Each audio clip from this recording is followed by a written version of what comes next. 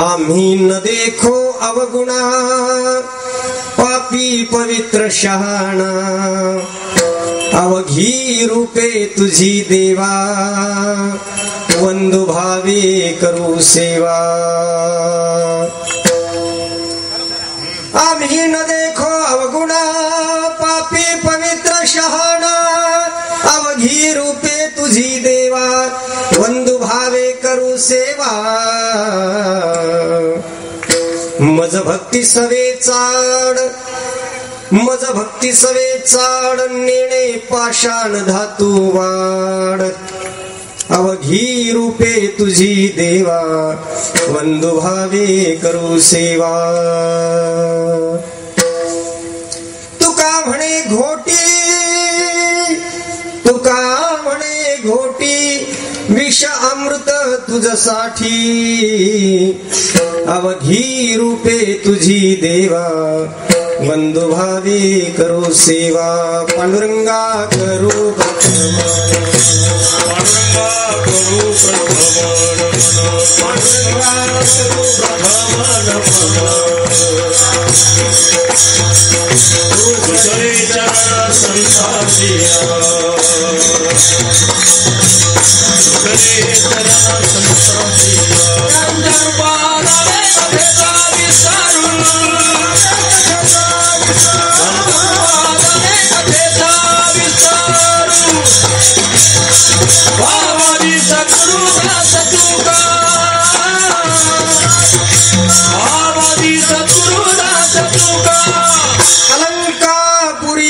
सिंहासन स्तंभधाम भोजते जस्पुरद्दिक् प्रदेशं विधीन्द्रादिदेवैः सदा स्तूयमानं।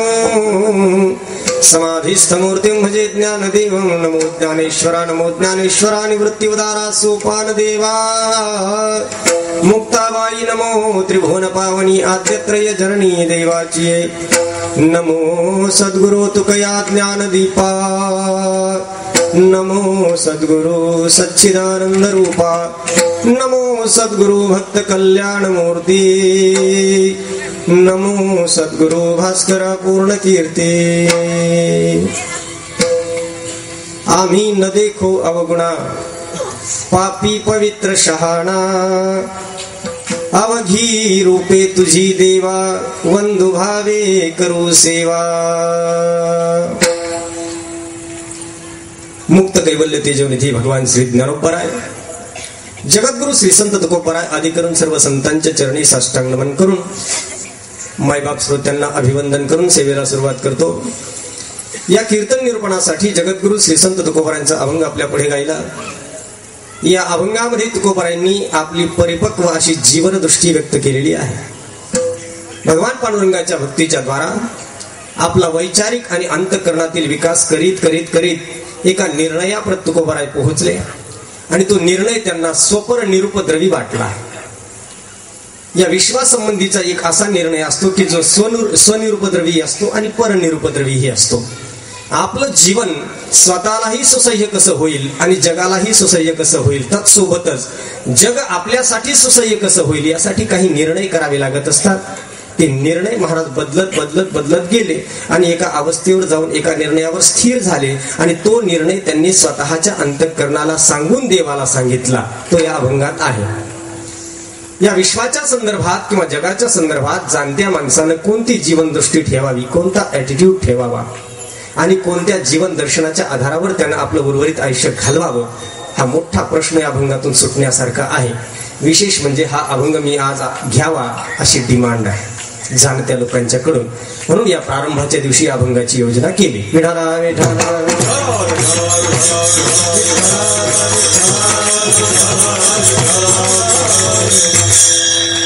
आधीच इतका वैभव संपन्न कार्यक्रम आणि त्यात त्याची तपपूर्ती 12वं वर्ष, त्यातली त्यात पुन्हा जगद्गुरु श्री संत तुकोबरायांच्या चतुर्शताब्दीनं समग्र महाराष्ट्र उचंबळून निघतो आहे।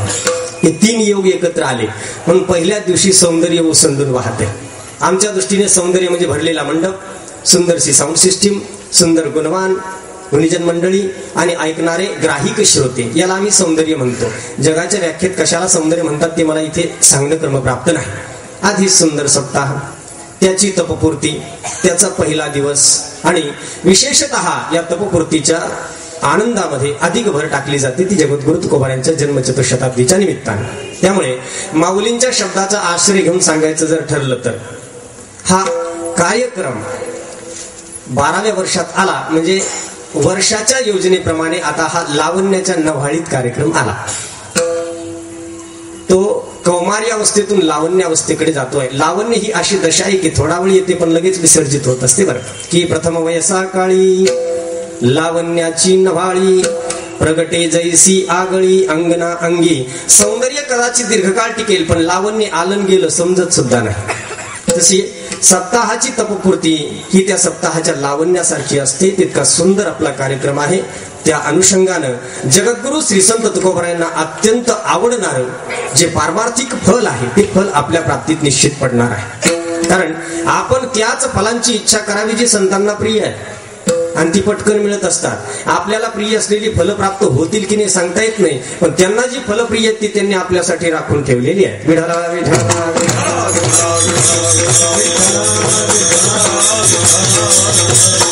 म्हणून तुकोबारायांचं जीवन दर्शन या पद्धतीने महाराजांच्या गाथेचा अभ्यास करणारी मंडळी जगामध्ये भरपूर आहेत. जीवन दर्शन, हो, जीवनामध्ये कोणत्या दृष्टिकोनातून आपण वागावं, काय करावं, आपली विचारसरणी कोणत्या अधिष्ठानावर विराजमान असावी असे काही चिंतन तुकोबारायांनी केलेले आहे. वर्तमान काळामध्ये मनुष्य एक मोठा संघर्ष करतो आहे पण स्वतःशी.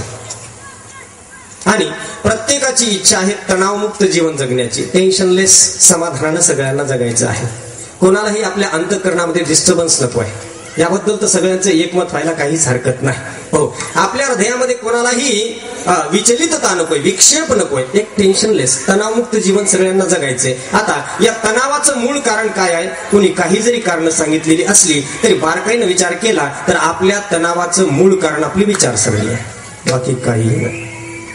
आपण जगाला कोणत्या विचारानं ग्रहण करतो आणि ग्रहण केलेल्या प्रसंगाचं कॅटेगरायझेशन कसं करतो, क्लासिफिकेशन, आणि कोणत्या निर्णयावर जातो यावरून आपली तणावाची अवस्था अवलंबून आहे. जगाचा निर्णय आपण काय करतो त्यावरून ठरतं आणि या निर्णयानं माणसं दुःखी आहेत. म्हणून बारकाईनं विचार केला तर आपल्या तणावाचे मुख्य कारण आपणच आहोत, जग कधीच नसतंय. विठ्ठला विठ्ठला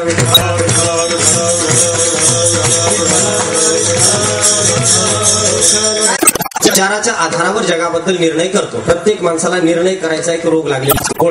प्रसंग, व्यक्ती, घटना याच्याबद्दल एकतर पॉझिटिव्ह नाही तर निगेटिव्ह, काहीतरी मुलीच नाही.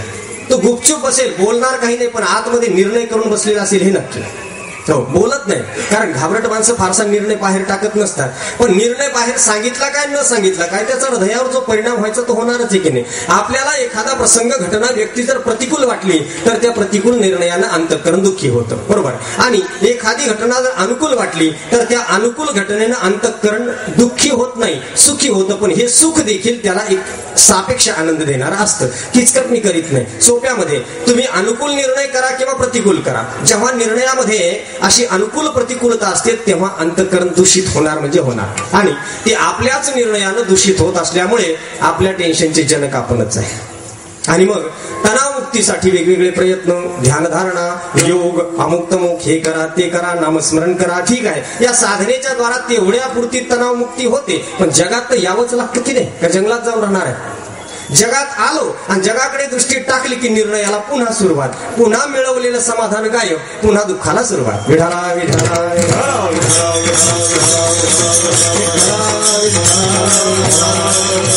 प्रारंभिक अवस्थेमध्ये प्रत्येक धार्मिक माणसाच्या जीवनात ही दशा येते. धार्मिक माणसं जास्त दुःखी येतात अधार्मिकांपेक्षा. आस्तिक जास्त टेन्शन मध्ये आहेत नास्तिकांपेक्षा. नास्तिक जगाचा विचार कधीच करीत नाही, तो स्वतःच्या जीवनाचा विचार करीत असतो. मात्र तथाकथित आस्तिक, नुकताच आस्तिकतेला लागलेला, धार्मिकतेला लागलेला मनुष्य काय करतो? जगाचं जरा जास्तच चिंतन करतो. जरा जास्तच कसं होईल हो, काय चाललंय हो, ही काही परिस्थिती आहे का, हे काही तरा राहिली का, काय तरुण पिढी नसली, काय कपडे घालते, हे काय चाललंय, हे सगळं टेन्शन घेत असतो आस्तिक. खरं तर परमार्थ हा सुखासाठी का दुःखासाठी हा प्रश्न पडावा इतकी वाईट अवस्था आहे. आपण आपल्या अंतःकरणाची चिंतन करा. हो, या पेंडॉल खाली बसून आपण संतांचं तत्वज्ञान ऐकत असतो आणि इथे जे ऐकलेलं आहे त्या ज्ञानावरून जगाचं पुन्हा वर्गीकरण करतो. हे चांगलं, हे वाईट, हे योग्य, हे अयोग्य, आणि योग्यायोग्यतेच्या या गोष्टीमध्ये अर्ध जग आपल्या दृष्टीपुढे नकारात्मक होऊन जातं. मग नकारात्मक जगाला टाळत कसं जगायचं हा एक प्रश्न येतो आणि त्या टाळण्यामध्ये चित्ताचा विक्षेप होतो, मनुष्य दुःखी होतो. आपल्या जीवनात होतंय असं नाही, संतांच्याही प्रारंभीच्या काळामध्ये हे झालेलं आहे. एक अवस्था अशी होती की अर्ध्या विश्वाला संत नाकारत होते प्रारंभी. तुकोबारांचे काही अभंग असे आहेत की त्यांनी जगाला अक्षरशः शिव्या दिलेल्या आहेत. आपण गाथा पारायण करता, आपल्याला माहित आहे या शिव्या का दिल्यात. बरं का दिल्यात? त्यांनाही सुरुवातीला असं वाटलं की हे इतकं जग चांगलं आणि हे लोक वाईट आहेत. हो, त्या सगळ्या शिव्यांचं उच्चारण मला करायचं नाही. नाथ महाराज असो किंवा तुकोबाराय असो, यांना बरंच जग नकारात्मक वाटलं, चुकीचं वाटलं. हो, हे वाईट आहे, हे चांगलं आहे, हे धार्मिक आहे, हे अधार्मिक आहे, हे योग्य आहे, हे अयोग्य आहे. हा ऍक्सिडेंट प्रत्येक धार्मिकाच्या जीवनात होतोच.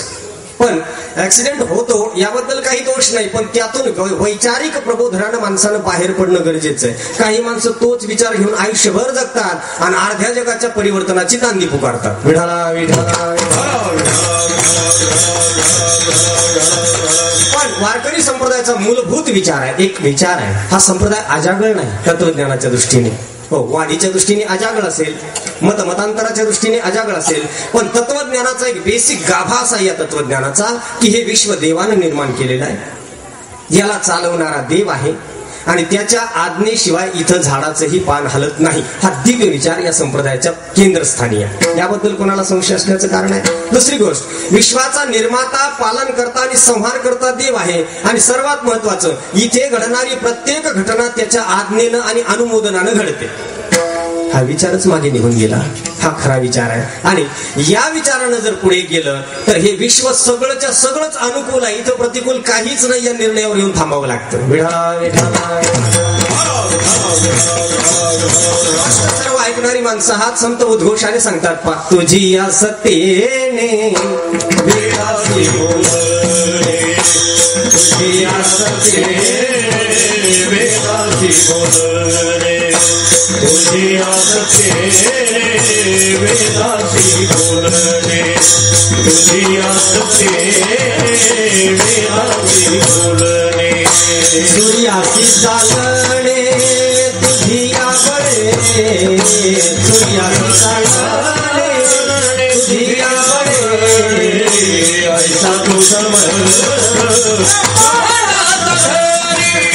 ऐसा तू समज, सूर्याची चालणे तुझी या बळे, सूर्याची चालणे ऐसा तू समज, ब्रह्मांडाचा धनी, ऐसा तू समज, ब्रह्मांडाचा धनी. परमार्थामध्ये विचार मंथनातून वैचारिक परिवर्तन होत असतात आणि ती परिवर्तन जीवनाला बदलवत नेत असतात. म्हणून संतांचं वाङ्मय एकसारखं कधीच सापडायचं नाही. पहा, कधी काळी ते वेगळं बोललेले असतील तर कालांतराने ते अधिक वेगळं बोललेले असतील. तुकोबाराय तर एकदा असं बोलले की मी आतापर्यंत जे बोललो जे लिहिलं ते सगळंच खोटं, इथून पुढे माझा हा विचार आता दृढ झालेला आहे. आणि ज्या विचारामध्ये विकसन होत नसतं ते विचार थिजत असतात. विचार ही अशी गोष्ट आहे की त्याच्यात विकास होत जातो आणि एक अशी अवस्था येते की त्या अवस्थेवर तो विचार जाऊन थांबला की सुसह्य होतो. आज आपले विचार सुसह्य नाही. आपण जगाकडे पाहण्याचा दृष्टिकोन विलक्षण, किचकट आणि प्रदूषित करून बसलेली माणसं आहोत. धार्मिकांबद्दल बोलतोय, अधार्मिकांना किंवा नास्तिकांना एवढं टेन्शन नाही, तो आपल्या पुरता विचार करून सुखी आहे. पण धार्मिकानं आपली विचारसरणी इतकी काय किचकट करून घेतली की त्याचेच विचार त्याला त्रास देतात. आपला शत्रू कोण आहे? हो, आपणची तारी, आपणची मारी, आपण बुद्धरी, आपण या बुद्धिरात्म काय बंधुरात्मा आत्मनस्तस्य नात्मैवात्मनाजितः अनात्मनस्तु शत्रुत्वे वर्तेत आत्मैव शत्रुवत. आपल्याशी आपण शत्रू सारखं वागायचं, मित्रासारखं वागायचं, प्रेमिकासारखं वागायचं का अजून आघोरी वागायचं, ज्याला त्यानं ठरवायचं. वागायचंय कुणाला? कोणाशी? आपल्यालाच आपल्याशी. हो, म्हणून माणसानं निरुपद्रवी जीवन जगावं असं बोललं जातं. परपीडा देऊ नये, दुसऱ्याला पीडा देऊ नये. चांगला विचार आहे. याच्या पुढचं वाक्य सांगतो मी, दुसऱ्याच्या पिढीचा विचार थोडा वेळ बाजूला ठेवा, आपल्याला पीडा व्हायला नको, त्याला म्हणतात जगणं. विठाला विठाला विठाला विठाला. आणि काय आहे, जिथून मिळतील येईल. काय आहे, आपण जीवनाचं वर्गीकरण करतो, एक दृष्टी आहे. दृष्टी आताच आपलं जे ज्ञान आहे की ज्याच्या आधारे आपण जगतो, हे ज्ञान पण कलेक्ट केलेलं आहे, असं डाउनलोड केलेलं आहे. कुणीतरी शिकवलेलं, कुणीतरी भरवलेलं, कुठेतरी वाचलेलं, काय योग्य काय अयोग्य काय नाही हे सगळं मिळवलेलं. त्या ज्ञानाच्या आधारे हे चांगलं ते वाईट, चांगल्याबद्दल आस्था, वाईटाबद्दल तिरस्कार. आस्था म्हटलं तरी मिळवावं वाटतं, तिरस्कार म्हटलं तरी टाळावं वाटतं. मग असं बोललं जातं, जे भेटावं वाटतं ते भेटत नाही, जे नाही भेटावं तेच भेटतं. एक वाक्य काल मी वाचलं, जी माणसं भेटाविषयी वाटतात ती भेटत नाहीत, आणि ज्यांचा संबंध येऊ नये असं वाटतं ती भेटतात. पण असं वाटावंच कमी म्हणतो, जे भेटले ना त्यांच्याबद्दल पॉझिटिव्ह व्हायला काय हरकत आहे. या अभंगामध्ये ठास ठासून पॉझिटिव्ह ऍटिट्यूड भरलेला आहे. हो, मी आपल्याला गांभीर्यानं सांगेल की विश्वातले जवळजवळ समस्त धार्मिक नकारात्मक विचारांनी ग्रासलेले आहेत. विठाला विठाला विठाला धार्मिकांचाच ऍटिट्यूड निगेटिव्ह आहे. धार्मिकच नैराश्यवादी आहेत. विश्वाबद्दल प्रचंड मोठं नैराश्य त्यांना आलेलं आहे, आणि ते देवाला पुन्हा बोलावतात की बाबा इथं फार अधर्म माजला, तू ये. बिलकुल झालेला नाही. तुम्ही काय निर्णय करते आहात? तुम्ही काय न्यायाधीश आहात? विश्व अधर्मानं भरलं हे सांगणारे तुम्ही कोण? अधर्माची व्याख्या कितपत माहित आहे? धर्म काय आहे, अधर्म काय आहे? अरे किमकर्म किमकर्मेती कवयोक्षत्र मोहित आहात. धर्म कुणाला माहित आहे? धर्माची तू मूर्ती, पाप पुण्य तुझे हाती, पाप पुण्य तुझे हाती, पाप पुण्य तुझे हाती. धर्माची तू मूर्ती, पाप पुण्य तुझे हाती, पाप पुण्य तुझे हाती, पाप पुण्य तुझे हाती. धर्माची यथार्थ व्याख्याही ज्याला माहित नाही तो धर्म निर्णय देऊ लागला, आणि त्या निर्णयानं या विश्वाबद्दल नकारात्मक विचार करू लागला. हे जग काही चांगलं नाही, हे असं झालंय, हे वाईट झालंय. अहो थोडे चांगले माणसं आहेत म्हणून जग टिकून आहे, नाही तर कधीच बुडालं असतं. अरे बापरे, काय धाडसानं बोलतायत माणसं विश्वाबद्दल, किती मोठं धाडस आहे. आणि त्यातली त्यात अर्ध्या हळकुंडात पिवळी झालेली मंडळी तर फारच बोलतात. अर्ध्या हळकुंडात पिवळे, ते हळकुंडाचं काम असं आहे की अर्ध जरी असलं तरी काळ्या मुलीलाही वाटतं मी पिवळी झाले. हो, आणि त्या पिवळेपणामध्ये रमून बिचारा हरिभक्तीपरायण नको नको.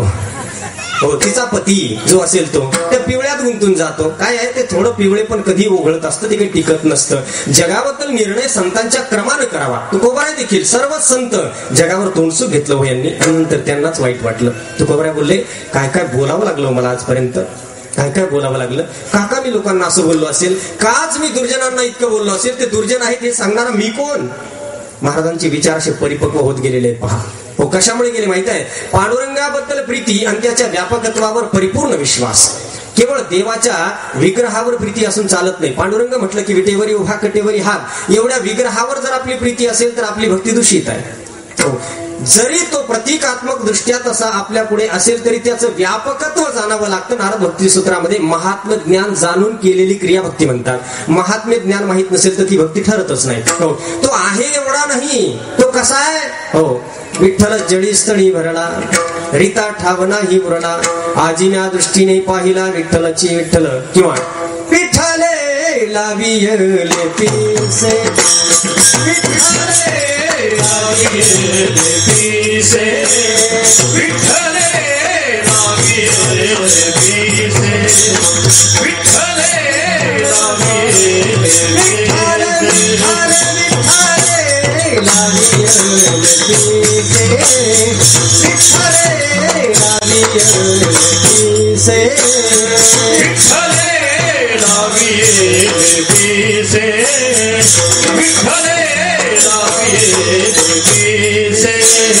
जिकडे पाहे तिकडे दिसे, जिकडे पाहे तिकडे दिसे, जिकडे पाहे तिकडे दिसे, तिकडे लावियले दिसे, तिकडे लावियले दिसे, जिकडे पाहे तिकडे दिसे, जिकडे पाहे तिकडे दिसे, जिकडे पाहे तिकडे दिसे, हरे लावियले दिसे, विठ्ठले लावियले दिसे.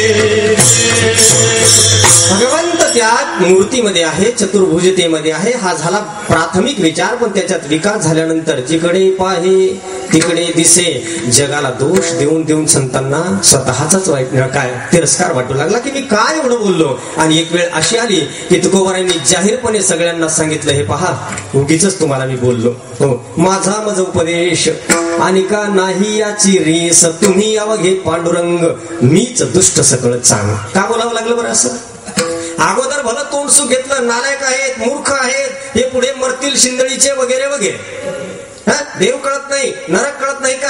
आता मला वाटते विषयाचे सुख येथे वाटे गोड, पुढे अवघड यमदंड, मारिती तोडीती झोडीती निष्ठूर वगैरे वगैरे. हे सांगून झालं. नरकाचं भय दाखवून झालं, पतनाचं भय दाखवून झालं, सगळं बोलले, राहावलं नाही. शेवटी म्हटले नरकात कुजत पडले. अरे तुम्हाला हे सगळं मला सांगायची सुद्धा लज्जा वाटते, कारण त्यांनाही त्याची नंतर लाज वाटली. विचार परिपक्व झाले की मनुष्य आपल्याच विचारावर हसत असतो. हो, आपल्या कृतीवर हसत असतो. हो, सुरुवातीला भाकरी जेव्हा येत नाही तेव्हा मुलीची भाकरी फाटते. भाकरी आता करतात की नाही मला माहित नाही, की त्याचे मशीन निघाले कल्पना नाही. हो, कारण आता या काही क्रायटेरिया उरल्या नाही की तिला भाकरी आल्याच पाहिजेत, नो कंपल्शन. स्वयंपाक आलंच पाहिजे, नो कंपल्शन. तिला असं काही आलं पाहिजे की ती नित्य नूतन दिसावी, हा क्रायटेरिया. बरोबर चाललंय ना माझं?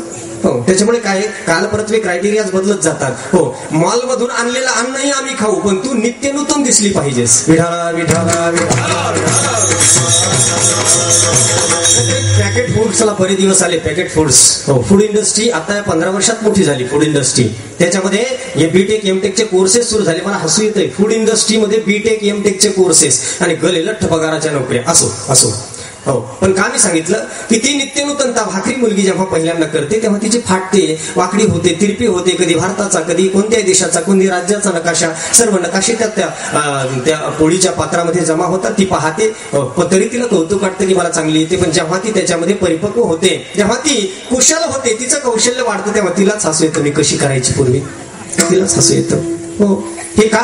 विचाराच्या परिपक्वतेनंतर आपल्याच कृतीचं आपल्याला नाही का आश्चर्यही वाटतं, नवलही वाटतं, रागही येतो. तुकोबाराय म्हटले उगीच लोकांना बोललो, उगीच बोललो. काय काही कारण नाही का? अहो, गीतेमध्ये त्यानं इतक्या कंठर्वानं सांगितलं, सर्वस्य चाहमृती सन्निविष्ट वत्त स्मृतिर्ज्ञानमपोहनञ्च वेदैश्च सर्वेऽहमेव वेद्यो वेदांत कृत वेद विदेव च अहं किमएरवी. सर्वांच्या हृदयदेशी हे सगळं माहित आहे. हो, मीच सर्व आत्माराम रूपाने सर्वत्र विलसत आहे. सर्वागटी राम देहादेही एक. एवढं प्रचंड मोठं तत्वज्ञान पण मी माझ्यावर हॅमर का नाही केलं? निदिध्यासन याचा अर्थ काय? एक निरुपद्रवी विचार आपल्या हृदयामध्ये फीडअप करायचा आहे, डाउनलोड करायचा आहे आणि परिपक्व करायचा आहे. त्याच्या आधारावर निर्णय व्हायला पाहिजे. आता सध्या धार्मिक लोकांच्या बाबतीमध्ये काय घडायला पाहिजे माहित आहे? त्यांचं पहिली सगळी मेमरी फॉर्मॅटिंग व्हायला पाहिजे. बरोबर आहे ना महाराज? असंच शब्द जमतायत का? फॉर्मॅटिंग. पहिली मेमरी. इतका गोंधळ झालाय ना डोक्यामध्ये, इथलं ऐक, तिथलं ऐक, तिथलं ऐक, ह्याचं ऐक, त्याचं ऐक, जी पुस्तकं मिळतील धार्मिक ती वाच. धर्म मार्गाला लागलेला माणूस एवढं वाङ्मयीन प्रदूषण करून घेतो ना डोक्यामध्ये. हो, एन्व्हायरमेंटल प्रदूषण कमी आहे, त्याच्या डोक्यात शब्दाचं प्रदूषण होतं. त्या परस्पर विचारामध्ये आतमध्ये भांडणं लागतात आणि त्याला डोकेदुखी जडते. याचं ऐकते कुठे ऐकायला पाहिजे. देवाचं आहे ना, देवाचं म्हणजे काय? देवाच्या संदर्भात आहे फक्त, देवाचं असेलच असं नाही. हो, तरी पण ऐकून ऐकून आणि पुन्हा जे ऐकतो तिथे तसंच फीडअप करतो आपण आणि मग सगळा गोंधळ. हो, हे सगळे व्हायरस झालेत डोक्यामध्ये. आज धार्मिकांना काय व्हायला पाहिजे माहितीये? या सगळ्या विचारांना हद्दपार करणारा आणि स्वपर निरुपद्रवी असा एक जबरदस्त विचार त्यांच्या अंतःकरणामध्ये दृढ होणं आवश्यक आहे. विठाला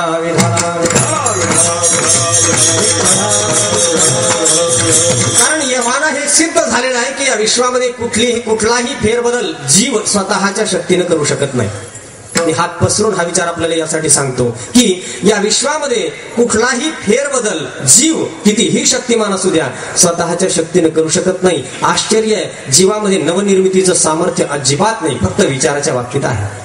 हो, पंचमहाभूताच्या जगतामध्ये जेवढे काही परमाणू आहेत ना, तेवढे परमाणू आजही अद्यावत तसेच आहेत आणि प्रलयापर्यंत तसेच राहणार आहेत. आपण इथं कोणत्याही परमाणूचा आत्यंतिक नाशही करू शकत नाही आणि कोणत्याही परमाणूची नवनिर्मिती सुद्धा करू शकत नाही. आपल्याकडनं विश्वामध्ये फेरबदल होत नसतात हे कधी ध्यानी ठेवावं. जग जेव्हा निर्माण झालं हे ब्रह्मांड, तेव्हा जितके काही ॲटम्स होते, परमाणू, तितके आजही आहे आणि तितकेच प्रलयापर्यंत राहणार आहे. आपल्याला कमी करता येत नाही, वाढवता येत नाही. याला मटेरियल कॉन्झर्वेशन रूल म्हणतात. हो, द्रव्य अक्षयतेचा नियम. पदार्थ विज्ञानानं स्वीकारलेला, फिजिक्सनं स्वीकारलेला. आपण काय करतो, एखादी वस्तू जाळली, आपल्याला वाटतं संपवली. चूक आहे, संपवली नाही. तिचे परमाणू फक्त विघटित झाले, अवस्थांतर झालं. ती आहे अजून. काही परमाणू धुरामध्ये, काही राखेमध्ये, काही वातावरणामध्ये, तितकेच आहेत. बदल झालेला नाही. फक्त काय झाले, डिसेंट्रलायझेशन. विठाला विठाला जर आपल्याकडून इथं काही होणारच नसेल तर हातपाय ताणण्यात काय अर्थ? उगीच हे असं व्हायला पाहिजे. तुमचा सोडा विचार. आयुष्यभर ज्यांनी गाथा खाल्ली, गिळली, चघळली, पचन केली वगैरे म्हणतात, तेही बेजार आहे. धार्मिकांनी इतकं टेन्शन कोणालाच नाही. आपण फार टेन्शन मध्ये इतकं गंभीर करतो ना आपण हे सगळं, हे एन्व्हायरमेंट, हे सर्कमस्टान्सेस पाहून इतकं गंभीर करतो. धार्मिक जगाकडे 31ला सगळे धार्मिक दुःखी होते. काय रे बाबा, काय कारण आहे? कशासाठी दुःखी आहे तुम्ही? काय प्रॉब्लेम आहे? हो, उलट आपल्या दुःखाचा जास्त जर शोध घेतला तर उत्तर असं मिळतंय की ते जे करतात ते काही कारणानं आपल्याला करता येत नाही म्हणून मत्सर आहे. बारकाईने विचार करा. जेव्हा आपण एखादी गोष्ट नाकारत असतो तेव्हा त्याचं मूळ काय असतं? मूळ, एखादी गोष्ट वाईट म्हणून आपण जेव्हा नाकारत असतो त्याचं मूळ असं आहे, ते आपल्यालाही आवडतंय पण आपण स्वीकारलेलं जीवन त्याला आडवं पडतंय म्हणून आपल्याला ते करता येत नाही. मी गांभीर्यानं सांगतोय. हो, गांभीर्यानं. म्हणून जगामध्ये ज्या ज्या गोष्टी चांगली माणसं नाकारत आहेत त्या त्या करण्याचं कुठेतरी इच्छा सुप्त त्यांचीच आहे, पण दुर्भाग्यानं त्यांच्या जीवन पद्धतीत ते बसत नाही. हा प्रॉब्लेम. विठाला विठाला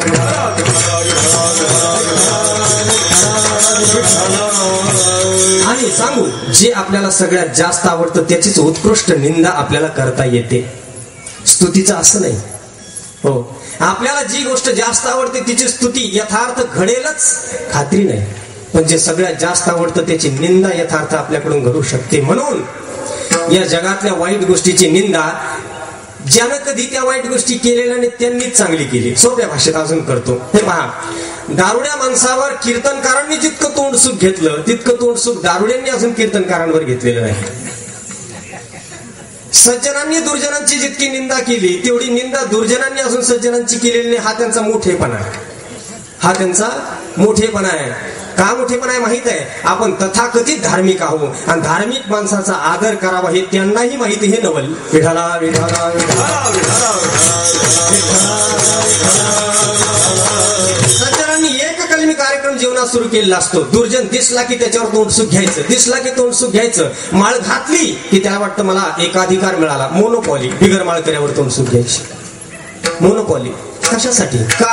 हो, कशासाठी? विश्वामधलं परिवर्तन आपल्या विचारानं होत नाही, आपल्या ऑर्डरनं होत नाही. फार काय हो, घरातली एखादी वस्तू कुठे ठेवावी यावर आपल्याला 5 निर्णय घ्यावे लागतात आणि त्याचा समन्वय करावा लागतो. बायकोला विचारायचं टीव्ही ठेवायचा कोणत्या कॉर्नर मध्ये? हो, बायकोला विचारा, मुलाला विचारा, अजून कुणी असतील मेंबर्स त्यांना विचारा, आणि एवढ्या सगळ्यांना विचारून निर्णय नाही झाला की वास्तुशास्त्रज्ञाला विचारा. पाणी कुठे ठेवू, किचन कुठे करू, हे कुठे ठेवू, ते कुठे ठेवू. हा सगळ्यात मोठा व्हायरस आहे. माणसानं आपल्या बुद्धीमध्ये 3 व्हायरसना घुसू देऊ नये. नंबर 1, त्या 3 जणांना जीवनात घुसवलं की गोंधळच गोंधळ आहे. वास्तुशास्त्रज्ञ, भविष्य सांगणारा, आणि तिसरा बॉडी MRI करणारा, होल बॉडी विनाकारण. हो, शरीराचं मेडिकल ब्रेकअप सांगणारा. गरज असेल तर ठीक आहे ना, गरज असेल तर ठीक आहे. विनाकारण होल बॉडी स्कॅन कधीही करू नये. ही 3 माणसं जीवनापासून सांभाळावी. टेन्शन मुक्त राहतो माणूस. पुन्हा सांगतो, भविष्य सांगणारा, कारण भविष्य कोणालाच कधी कळत नसते, कधीच नाही. देवाला कळलं नाही. रामाला जर माहित असतं की मी जर हरणामागे गेलो, रावण येऊन पत्नीला नेणारे त्यानं सोडलीच नसती पर्णकुटी. अशा अनेक गोष्टी सांगेल मी आपल्याला. भविष्य कोणाला कळत नाही. मी माझे शब्द सांगत नाही. ठाईच नेमिले तयाचे आयुष्य भविष्य. माऊली सांगतात, ललाटीची रेखा नेनती ब्रह्मादी. ब्रह्मदेवाला त्याचं भविष्य कळत नाही. आणि पुन्हा अजून आधुनिक पद्धतीने भविष्यशास्त्राची इमारत जर ढासळून दाखवायची असेल, कुणी इथं असेल तर मला काही प्रॉब्लेम नाही, मी त्यांना बोलू शकतो. हो, काय आहे की आपल्या भविष्यशास्त्राची सगळी इमारत राशी, जन्मवेळ, करण वगैरे यावर ठरलेली असते. मुख्यतः जन्मवेळेवरच आपलं सगळं भविष्य ठरतं. पण जन्मवेळच नक्की नसते. त्या सिस्टरला वाटेल ती वेळ, तिच्या हातातल्या घड्याळावर डिपेंड. ती सांगते ती वेळ, बरं ठीक आहे, त्यातही फेरबदल होऊ शकतो. पण अत्यंत प्रचंड धक्कादायक निष्कर्ष असा थाप मारा. धक्कादायक निष्कर्ष असा आहे की मनुष्य जेव्हा विश्वामध्ये येतो ती त्याची जन्मवेळ नसते. फेलोपियन ट्यूब मध्ये श्री बिजांडा आणि पुरुष शुक्राणू यांचा संयोग जेव्हा होतो ती जन्मवेळ असते, ती कोणाचीच कोणाला माहित नसते. विठाला विठाला म्हणजे ज्या ज्या जन्मवेळी आपण घोकत बसलेलो आहोत त्या फाल्स आहेत, खोट्या आहेत, सत्य नाही. त्या आतमध्ये होतो जन्म. श्री बिजांड ओहरीमधून येत आहे, शुक्राणू इकडून जातोय आणि त्या एका विशिष्ट ट्यूब मध्ये, त्याला फेलोपियन ट्यूब म्हणतात, गायनोकॉलॉजी सांगतो थोडा वेळ, गायनोकॉलॉजी. आणि तिथे त्यांचं पेनिट्रिएशन जेव्हा होतं, संयोग जेव्हा होतो, तो जीवाचा जन्म आहे. तो कोणालाच माहित नाही, तो कळतही नाही कधी होतो. एखादा लावून जरी बसला ना तिथे सोनोग्राफी सापडत नाही ते.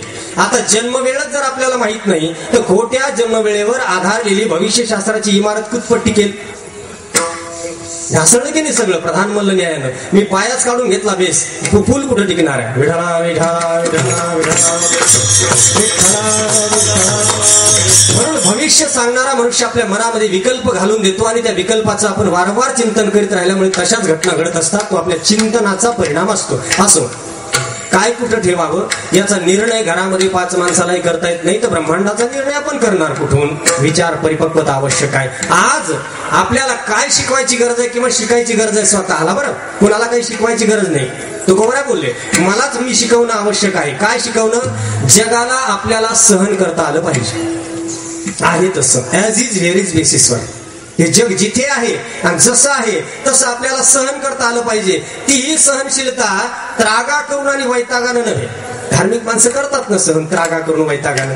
आनंदाने जग ज्याला सहन करता येईल त्याला जीवनाची दृष्टी कळेल. आनंदाने, हो, हे विश्व त्याला इतकं आनंदाने घेता यावं की तो कुठेही असला तरी त्याच्या आनंदाला बाधा येऊ नये. त्याला पॉझिटिव्ह दिसावं. ओ योग्य, जे आहे ते ठीक आहे, ओके, काही प्रॉब्लेम नाही, मला काही अडचण नाही. हे जे चाललंय हे सगळे माझ्या प्रभूचे खेळ चाललेले, मला याच्यात काही अडचण नाही. म्हणून या जगामध्ये अवगुण पाहण्याचा मला काही अधिकार नाही. याचा अवगुण पहा, त्याचा दोष पहा, त्याचा दोष पहा. म्हणून देवा आता मला कळलं, आता मला कळलं. आतापर्यंत मी अनेकाचे दोष पाहिले, त्याच्यावर रचना केल्या, बोललो, अनेकांची निर्भत्सना केली, सगळं झालं. पण इथून पुढे आता मी माणसांचं वर्गीकरण करणार नाही, कुणाचे अवगुण मी पाहणार नाही, कुणाला पापी म्हणणार नाही, कुणाला पुण्यवान म्हणणार नाही, कुणाला पवित्र म्हणणार नाही, कुणाला अपवित्र म्हणणार नाही, आणि कुणाला वेडा म्हणणार नाही, कुणाला शहाणाही म्हणणार नाही. पहिलं चरण.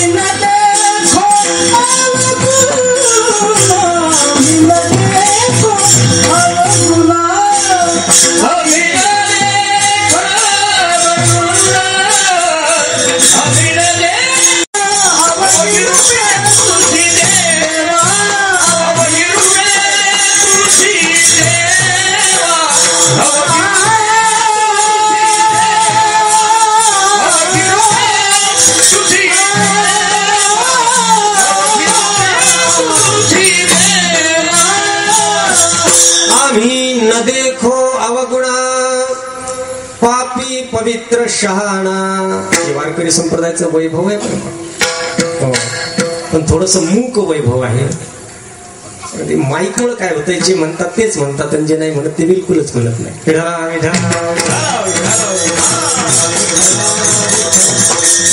आम्ही न देखो अवगुणा पापी पवित्र शहाणा. सरळ अर्थ आहे, आम्ही या उपर याच्यानंतर अवगुण पाहणार नाही. हो, कोणाला पापी म्हणणार नाही, कोणाला पवित्र नाही, कोणाला शहाणा नाही. अर्थात अध्यारोपानं याचे विपरीत शब्द घ्यायचे. हो, जे वर्गीकरण आपण करतो 2 गटामध्ये ते आता याच्यानंतर आम्ही करणार नाही. याच्यापेक्षा एक्स्ट्रीम परफेक्ट विचार तुकोबारांच्या गाथेत दुसरा सापडत नाही. हो, बाकीचे विचार अर्धवट सापडतील ना. एका विचाराचं दुसऱ्यानं खंडन केलेलं असेल, दुसऱ्याचं तिसऱ्यानं खंडन केलेलं असेल, असे विचार खंडित होत होत होत शेवटचा हा विचार आहे एक्स्ट्रीम. याच्या पलीकडे माणसाचे विचार चांगले होऊ शकत नाही. धार्मिक विचार चांगले करण्यासाठी यामध्ये प्रविष्ट होतो. पण नेमकी गंमत सगळ्याच धार्मिक कन्सर्ट्स मध्ये, धार्मिक कार्यक्रमांमध्ये नेमकं काय चाललेलं असते माहित आहे? सगळे सज्जन एकत्र येतात आणि एकत्रितपणे दुर्जनावर तोंडसूक घेऊन आनंद मानतात. कोणाचीही म्हणजे अधार्मिक किंवा दुर्जन यांची निंदा न करता कीर्तन शेवटाला लावणं शक्यच नाही. हे केल्याशिवाय आपल्याला मजा वाटत नाही. कारण आपल्यापेक्षा कुणीतरी डल आहे हे जेव्हा कळतं तेव्हा आपण उगीच हसतो. हेच केलंय का आजपर्यंत? असंच चाललंय की इथे सर्वांनी जमायचं आणि जे आपल्यातले नाहीत त्यांचं वर्णन इथे सुरू करायचं. पुन्हा म्हणायचं निंदा वाईट आहे. हो, निंदेने पाप घडतात हे म्हणणारे आपणच आहे आणि निंदेची पराकाष्ठा गाठणारे आपणच आहे. म्हणून दुर्भाग्यानं मला असं म्हणावं लागेल की उपदेशकांना जितकी निंदा करावी लागली तेवढी कदाचित कोणाला करावी लागली नसेल. विढाला विढाला. जीवनाला एक मध्यवर्ती विचार द्यायला कोणी राजी नाही. कारण विचाराची नक्कीच कोणी करेना. आपल्या विचाराचं खंडन करायला माणसं घाबरतात महाराज. वक्त्यांचा प्रॉब्लेम काय आहे की जे ते 10 वर्षापूर्वी बोललेले असतात त्या आजही ते सत्य करण्यासाठी नवं कळलेलं ते सांगत नाही. आणि ही गंमत तुकोबारांच्या जीवनात अजिबात झालेली नाही. ते काल जे बोलले आज जर त्यांना ते खोटं वाटलं तर त्यांनी लगेच सांगितलं हे खोटं आहे, मी आज म्हणतो हे खरं आहे. प्रमाण सांगू? हो. तुका म्हणे मागे बोलिलो ते वाव, आता हाची भाव दृढ झाला. काय बोललाय? मागे बोललो खोटं आहे ते सगळं, मला त्यावेळी तसं वाटलं, आज मला तसं वाटत नाही, आज मला असं वाटतंय. आणि एका लास्टला येऊन म्हणतात की आता मला असंच वाटणार आहे कारण हे वाटणं मी माझ्यावर हॅमर करणार आहे. आम्ही न देखो. पण वारकरी संप्रदायाचे तथाकथित दिग्गज उपदेशक, मला त्यांच्याबद्दल नितांत आदर आहे. पण गंमत अशी आहे की 30 वर्षापूर्वी जे बोललेले त्यालाच चिटकून आज आहेत. नवं कळलेलं ते मांडायला राजी नाही कारण त्याला जुन्याचं खंडन होतंय. आणि आपल्या विचाराचं खंडन होऊ नये असं वेदासारखं मत त्यांचं झालेलं आहे. कारण वेद जशी अपौरुषेय आणि सतप्रमाण तसं माझंही बोलणं सतप्रमाण राहावं. हो. ज्यांना वक्तृत्व कलेमध्ये आणि उपदेशामध्ये विकास साधायचा आहे त्यांनी आपल्या मताबद्दल आग्रही कधीच असू नये. विढाला विढाला.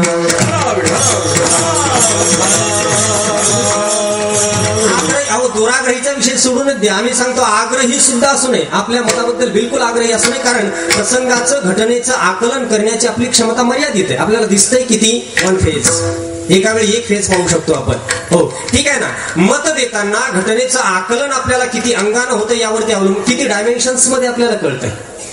हो सध्या डायमेन्शन्स किती आहेत? फक्त 3च आहे. जगाचं ज्ञान आपल्याला 3 डायमेन्शन्स होत आहे, ज्याला ट्रिग्नोमेट्रिकल इक्वेशन्स म्हणतात. त्रिमितीय रचना. आता हे फार सूक्ष्म आहे, समजेल, बरीच मंडळी याच्यामध्ये असतील. 3 डायमेन्शन्सनी कळतंय आपल्याला. 4थं डायमेन्शन आपल्याला माहित नाही. ते शोधायचा प्रयत्न चाललाय की जगाच्या ज्ञानाचं 4थं एखादं डायमेन्शन आहे का. आणि त्याच्यासाठी प्रचंड मोठा भूमिगत प्रयोग मागे गेला. हो त्याच्यामध्ये डायमेन्शन शोधायचं काम चाललं होतं. तो आपण माहित असाल टीव्हीशी कनेक्टेड माणसं आहात आपण. Connected for all time. निष्ठेने कनेक्टेड आहोत. त्यामुळे तिकडून येतंय ते सगळं. काय आहे? घटनेचं आकलन करण्याची क्षमता जितकी मर्यादित, निर्णय तेवढा मर्यादित.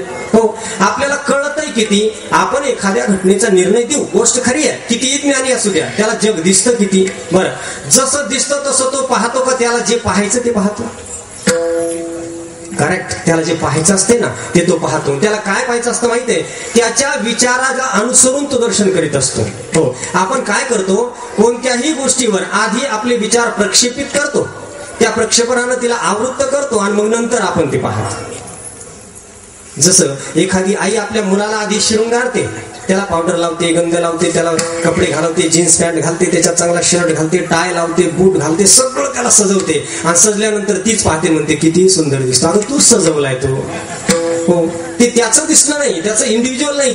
ते तू जे सजवलेलं आहे तेच तू पाहते. हो जैसे बाळ काली विजेलेने तया शृंगारा बाळ काय जाणे परी तो सुखाचा सोहळा भोगणे जननीयसी दृष्टी, अशी ओवी आहे. हो तसं जगातल्या घटना वस्तू प्रसंग यावर आपण आपल्या विचाराचं आधी प्रक्षेपण करतो. आधी फेकतो विचार, आपल्या वासना विचार त्याच्यावर फेकतो आणि मग त्या विचार वासनांनी आवृत्त झालेली गोष्ट आपणच पाहतो आणि आपणच त्याचा निर्णय देत बसतो. विढाला विढाला.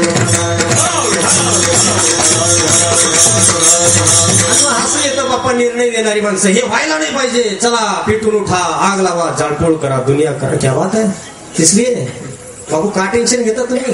हे विश्व त्याच्या सत्तेनं आजपर्यंत आज तागायत व्यवस्थित चालत आलेला आहे. इथे चालणारे इथून पुढे चालणारे तुम्ही फेरबदल करू नका, सगळा गोंधळ होईल. कदाचित आपण कल्पना करा की भगवंतानं एखाद्या माणसाला दिलाच राईट, तू फारच म्हणतो ना हे व्हायला नाही पाहिजे ते व्हायला पाहिजे, चल तुला अधिकार देतो, तुझ्या मताप्रमाणे विश्वामध्ये तू फेरबदल कर. हो, ही सगळी सेटलमेंट तू चालव. एखाद्याला जर सांगतो तर मग होईल, अटॅक येऊन मरतील हीच माणसं की जे फेरबदल करायला निघालेले आहे, जी मंडळी अजिबात व्हायला नाही पाहिजे, असंच सगळं व्हायला पाहिजे हे बोलतात ना मंडळी आपल्याकडचीच. पण आपल्याशी संबंधितच बोलू ना वारकरी संप्रदाय.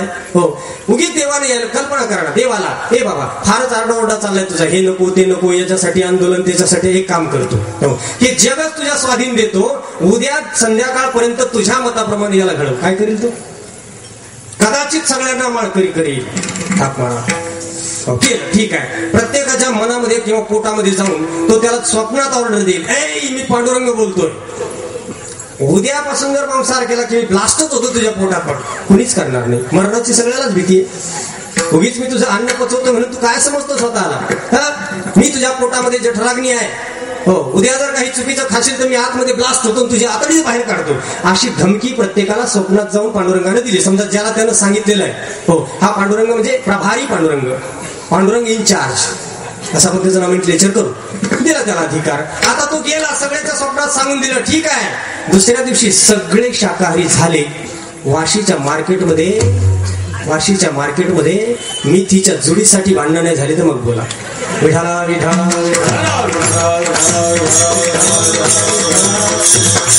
भाज्यासाठी युद्ध होतील, भाज्यासाठी. हो, 1000 गड्ड्या तिथे येतील आणि घेणारे 50,000 असतील. युद्ध होतील, युद्ध. हो, ज्याचा तुटवडा होतो ना त्याच्यासाठी युद्ध होत असतात, हे उघड आहे.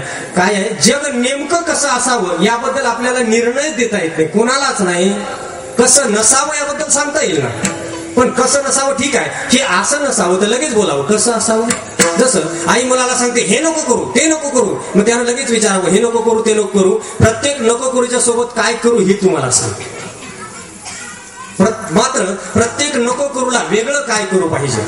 पण आईकडे एकच असतं, अभ्यास कर, कर सांगायला एकच असतं, आणि नको करू सांगायला 100 असते. क्रिकेट नको खेळू, टीव्ही नको पाहू, अमुक नको करू, हो उद्या काय खेळ नको मारू, उड्या नको मारू. नको करू सांगायला 100 आहे, पण त्याच्या ऑब्जेक्शन, त्याच्या अपोजिट मध्ये किंवा त्याच्या अल्टिमेटम मध्ये, त्याच्या ठिकाणी, त्याच्या पर्यायी ऑप्शन मध्ये काय सांगायला एकच, अभ्यास कर. याला काय अर्थ आहे? जे नको करू त्याच्या मोबदल्यात दुसरं नवं काय करू ज्याला सांगता येतं त्याला फेरबदलाचा अधिकार आहे. विठाला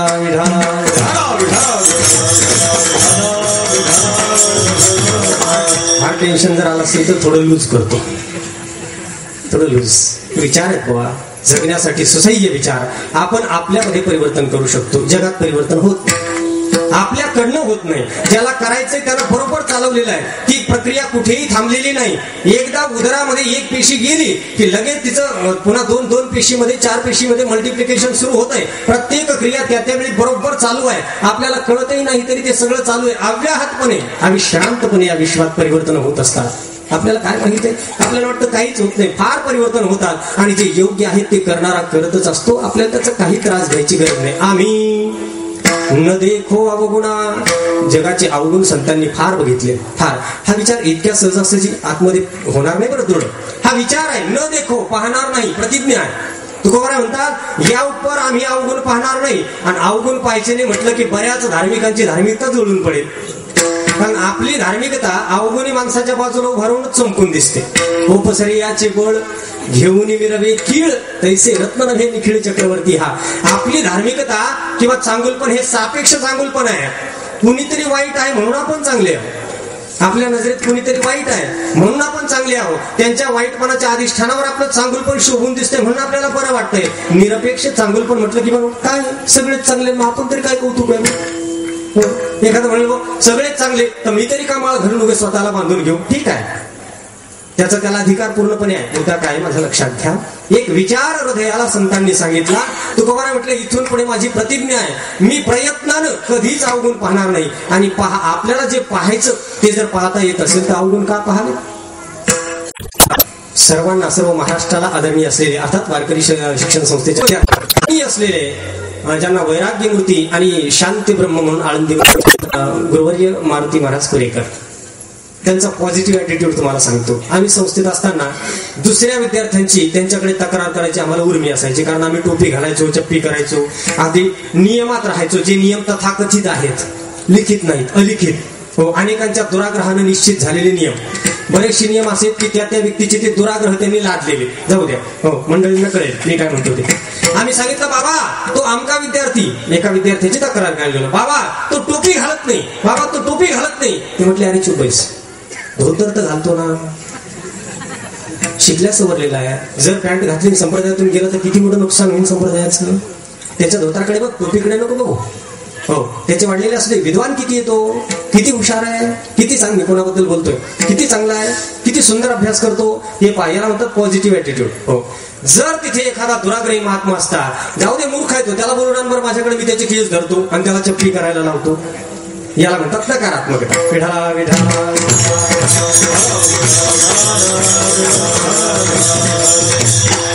मराठवाड्यामध्ये म्हणजे एक प्रांत आहे महाराष्ट्राचा, तिकडे डोक्यावरच्या पदराचं फार कौतुक आहे. हो, आपले शीर्षस्थान मला जशी उघडी दिसतात तशी तिकडे दिसत नसतात, झाकून असतात. म्हणजे याबद्दल माझा काही दुराग्रह नाही, पण तिकडे त्याचा अत्यंत आग्रह आहे. आणि मग ज्यांच्या डोक्यावर पदर आहे त्या स्त्रिया, ज्यांच्या डोक्यावर नाही त्यांना पाहून नाक ओरडतात. यांना काही लाज आहे का, शरम आहे का, काही मर्यादा आहे का, जाणीव आहे का? खरं तर डोकं हे काही एवढी महत्वाची वस्तू नाही की जी झाकलेलीच असावी. ते काही श्लील अश्लीलतेचं निदर्शक आहे का डोकं? निर्जीव केसाचा संभार सांभाळणारी एक स्कल. श्लील अश्लीलता म्हणजे झाकण्या योग्य अवयव आहे अशातला भाग नाही, पण तिकडे ती प्रथा आहे. हो, म्हणून तिकडे या पदरावरून सासू सुनांचं वर्षानुवर्ष खटकलेलं असतं, वर्षानुवर्ष. गोष्ट अत्यंत साधारण आहे. हो, मग सासवा जहाल वाक्य बोलतात पहा, तिला पदर आवडत नाही, अमुक होत नाही, तिच्या माहेरचं कुणी आलं की सांगा जरा तिला डोकं झाकायला, नाही तर म्हणा साडी सोडून ठेव. वाक्य बरं तिकडच्या, किती जहाल आहे पहा बरं आता. हो, एक तर सासू असं बोलली की तिला म्हणावं कपाळाला खिळा ठोक आणि त्याच्यात पदर गुंतव. हे मी ऐकलेलं वाक्य. हो का? आता एवढं जहाल वाक्य बोलल्यानंतर त्या सुनेच्या अंतःकरणामध्ये त्या सासूला प्रीती उत्पन्न होण्याचं काही कारण आहे, सासूबद्दल प्रीती उत्पन्न होण्याचं काही कारण आहे.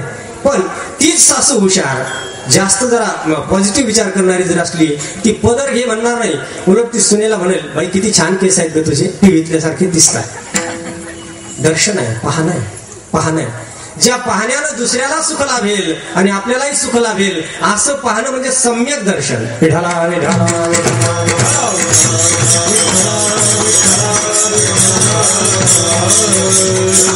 काल परत मी सगळ्या गोष्टी बदलत असतात. जुन्या काळात तो पदर घेण्याचे एक विशिष्ट कारण होतं. आम्ही त्याचा शोध घेतला की का घ्यावा लागत असेल. काय आहे की एवढा विकास नव्हता जुन्या काळामध्ये, पतिराज एवढे कर्तबगार सुद्धा नव्हते, आर्थिक विकास नव्हता, त्यामुळे पत्नीला रोज साबण वगैरे पुरवणं, तेल पुरवणं इतकी सुद्धा क्षमता नसायची. जुन्या स्त्रियांना माहित असेल, माहेरून तेल आणावं लागायचं, त्यांना साबण आणावं लागायची, तीही चुरून लावावं लागायचं, कारण सासवात लावू देत नव्हत्या. का? कारण तेल वगैरे लावलं, साबण लावलं, चांगली दिसली, मुलगा जर तिच्यात गुंतला तर माझं काय? प्रत्येकाला आपल्या अस्तित्वाचीच काळजी कायम नेहमी.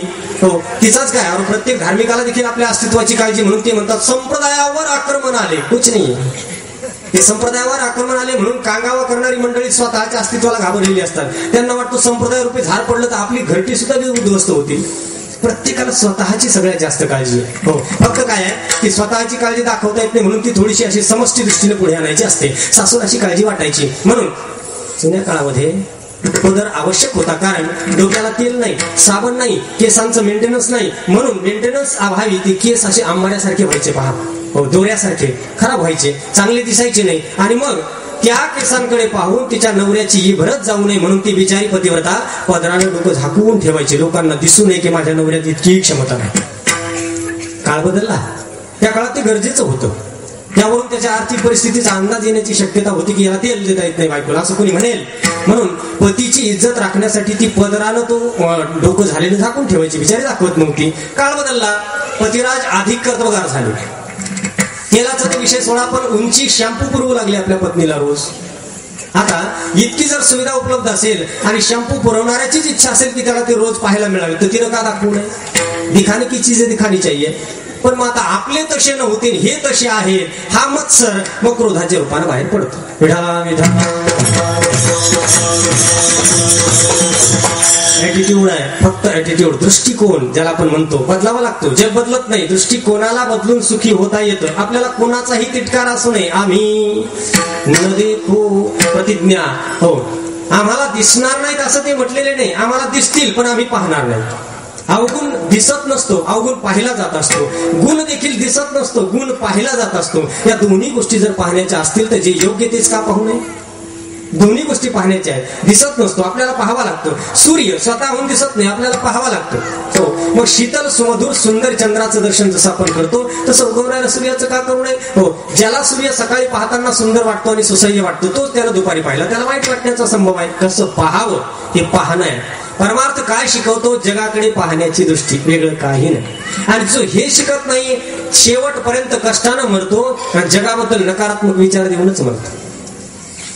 मग लोकांना सांगायचं हो हे असं आहे, हे तसं आहे, हे योग्य आहे, हे वाईट आहे, हे ग्राह्य, हे त्याज्य, हे विधी, हे निषेध, हे निषिद्ध वगैरे वगैरे. हो, आणि म्हणून मनुष्याची पारमार्थिकता त्याची शत्रू होऊन बसते.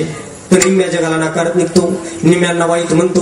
हो, निम्म जग म्हणण्यापेक्षा जर वाईटच म्हणायचं ठरलं तर पर्सेंटेज मध्ये जर दसकादम मी मांडला इथे, दसकादम करतो ना, कळेल ना, का कळणार नाही? हो, जर मी मांडला आणि प्रश्न केला की आपल्या मते किती टक्के लोक चांगले आहेत आणि आपल्याला ड्युरेशन जर दिले 91 ते 95,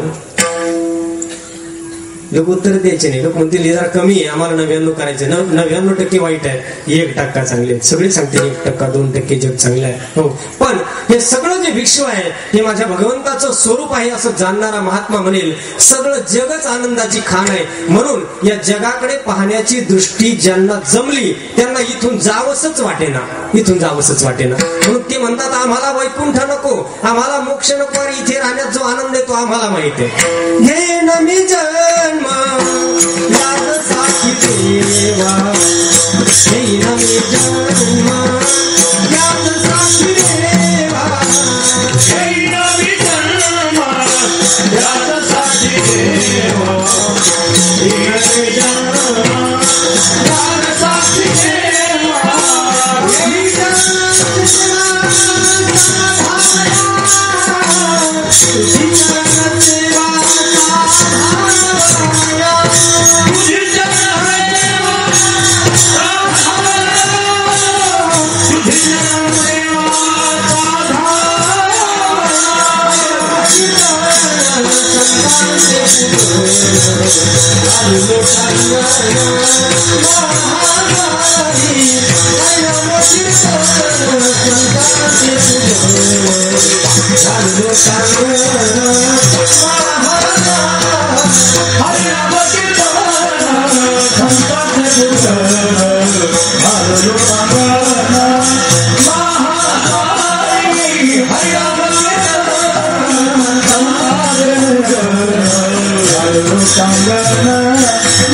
चांगलंय. हो, सुखे येऊ जन्मांतरे देवा, अनंत जन्म दे पण मुंबईतच दे.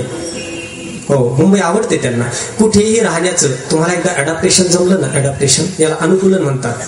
हो, तिथे किती दिवस राहावंसं वाटतं.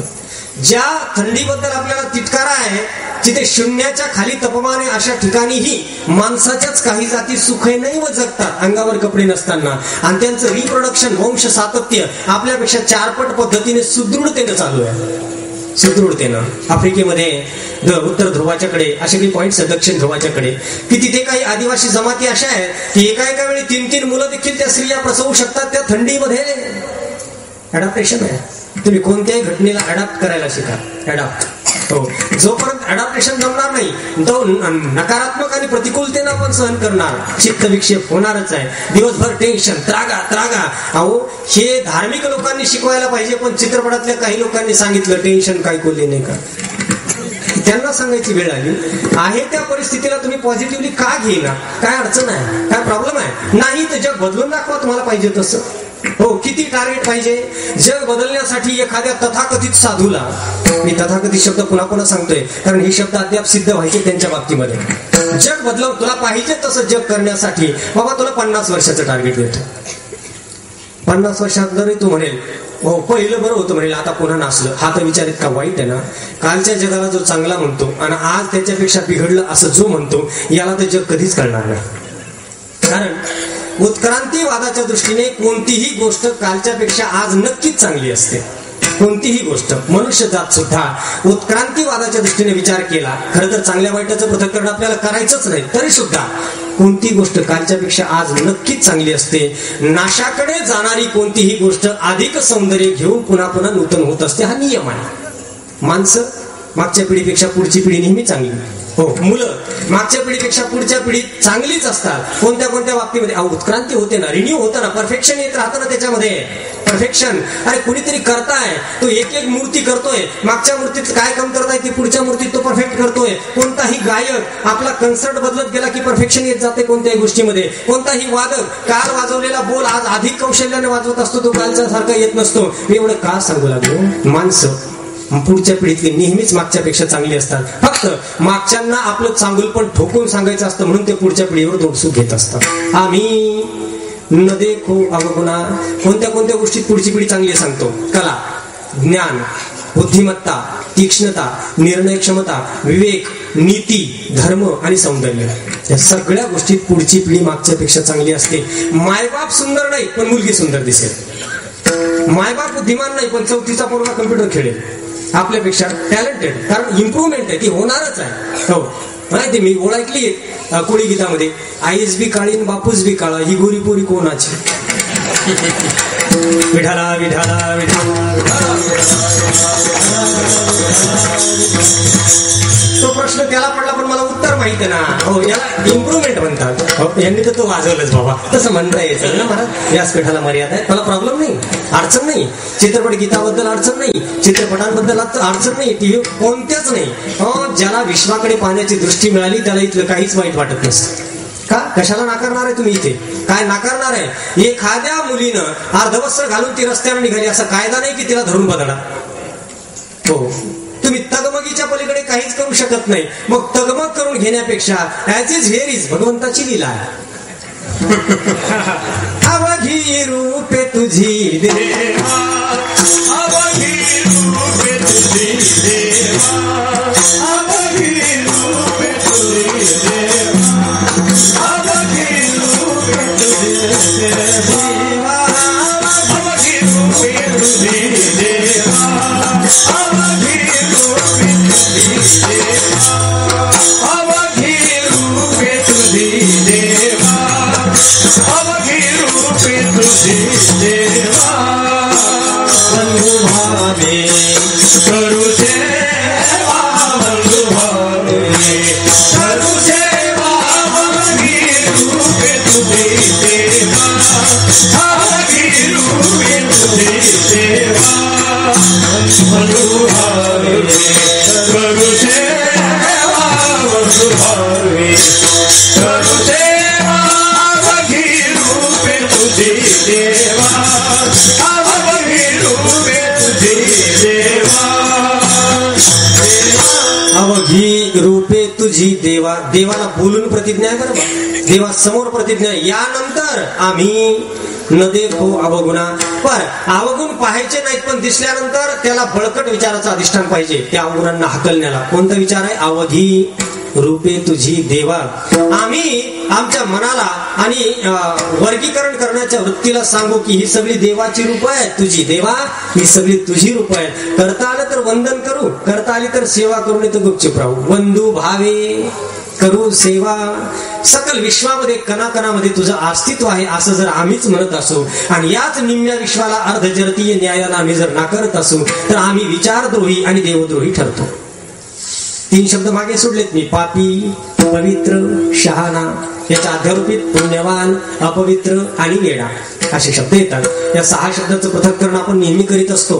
कोणाला तरी पुण्यवान म्हणतो, कोणाला तरी पापी म्हणतो. हे पहा, एकाची जो जास्त स्तुती करतो ना तो दुसऱ्याची त्याच पद्धतीची निंदा करीत असतो. पहा, कारण न्यूटनचा गतिविषयक नियम इथे लागू पडतो.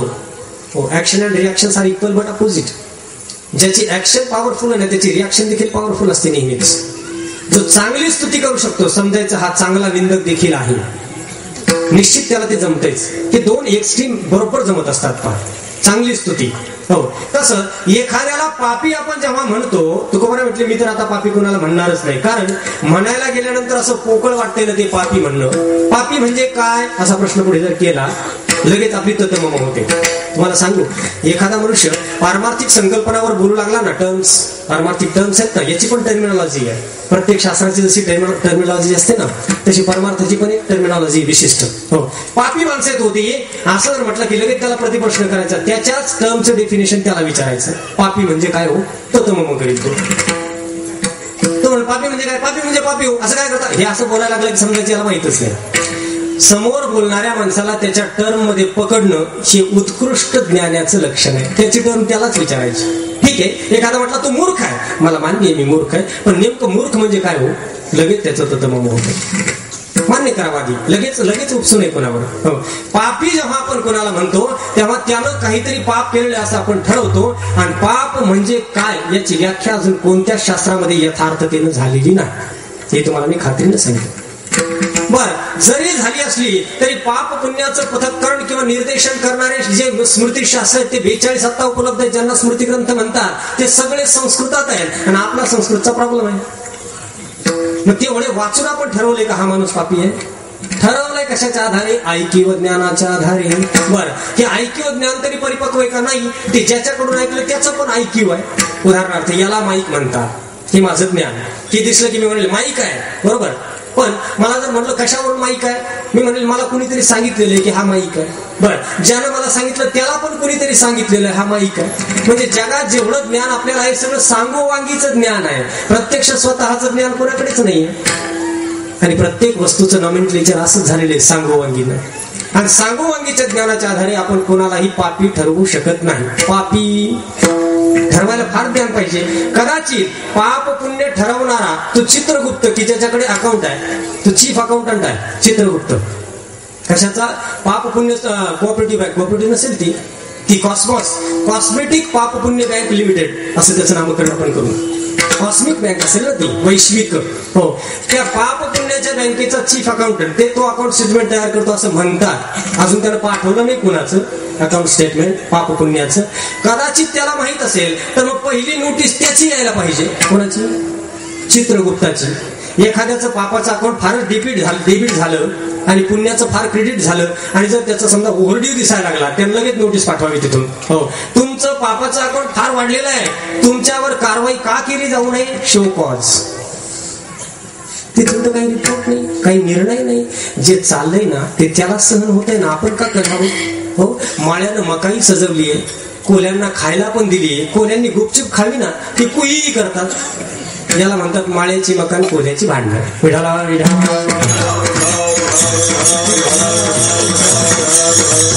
विश्व निर्माण केलं, जीव निर्माण केला, जीवाला 5 इंद्रिय दिली, त्या इंद्रियाला उपयुक्त अशा प्रकारचा भोग देणारे विषय इथे निर्माण केले. इंद्रिय विषयाचा संबंध जोडून दिला, तो विषय पाहिला की ते इंद्रिय उद्दीपित होत आहे, त्या विषयाच्या द्वारा सुख प्राप्त करून जीवापर्यंत पोहोचवत आहे. ही सगळी संरचना ज्यानं केली आहे त्या संरचना कारकाला काहीतरी यातून साधायचं आहे. ज्या ज्या विषयाबद्दल ज्या ज्या इंद्रियांना उद्दीपन प्राप्त होते ही त्याची इच्छा आहे, त्याची इच्छा. हो, ज्या ज्या इंद्रियाचा जो विषय पुढे येतो त्याला पाहून ते इंद्रिय उद्दीपित होतं, त्या विषयाची इच्छा करतं. जीव आपल्या कौशल्यानं आपल्या प्रयत्नानं त्या विषयाला संपादित करतो, त्यातून ब्रह्माचा थोडा का होईना आनंद घेतो, जगण्याची आपली इच्छा अधिक आशावादी करतो, ऑप्टिमिस्टिक. हो, म्हणून ज्याला ऑप्टिमिस्टिझम कळला, आशावादी असतात जगण्याबद्दल, या जन्मावर या जगण्यावर शतदा प्रेम करावे म्हणतात ते. हो, आणि नकारात्मकवादी नेहमी पेसिमिस्टिक असतात. तेव्हा मरण का येईना, हा प्रसंग पाहायच्या आधी माझे डोळे का नाही गेले. कशाला डोळे घालतो? बघ ना, चांगलं आहे, बघ जरा आनंद घे त्याचा. बघ, चंचल वारा या जलधारा, भिजली काळी माती, हिरवे प्राण तशी ही रजून आली पाती. हो, फुले लाजरी बघून कुणाचे हळवे ओठ स्मरण पाहत आहे. फुलाकडे पाहून फुलाचं स्मरण करू नका, त्या लाजऱ्या फुलांना पाहून कोणाच्या तरी हळव्या ओठांचं स्मरण करा. तास चांगला जाईल जरा सुखात. विढाला विढाला विढाला. अनेक मरणे झेलून घ्यावी इथल्या जगण्यासाठी. काही लोकांना कळलंय हो जीवन, हे धार्मिक बेजार आहेत, सगळ्यात जास्त परेशान आहेत धार्मिक आहेत. का?